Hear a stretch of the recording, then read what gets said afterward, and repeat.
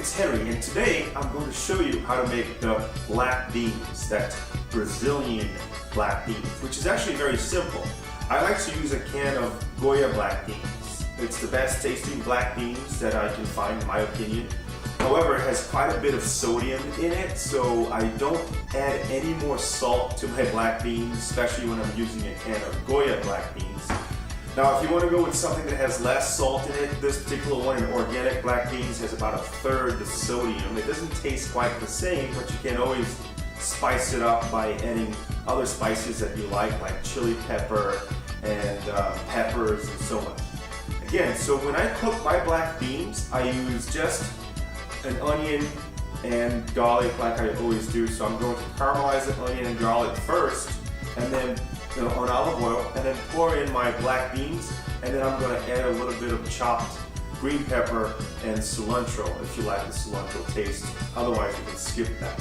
Okay, so here I've added the onion, the garlic, and the green pepper to olive oil, and I'm going to fry this here in low to medium heat for about 5 minutes until it starts to brown.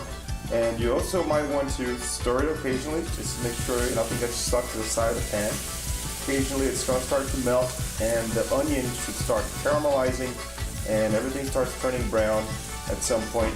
That's when we're going to add the black beans. Alright, see how the onions and the garlic have started to brown now, and it has caramelized. It smells delicious. Now here's the time you add the can of beans to the mix.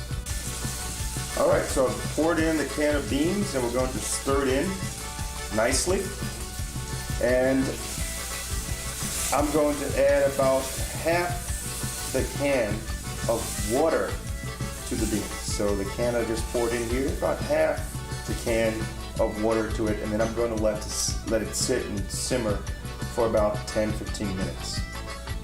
Alright, so the beans have been cooking here for about 7 or 8 minutes. I've sprinkled some chopped cilantro over the top of it. If you don't like the taste of cilantro, you can use parsley or don't use anything at all.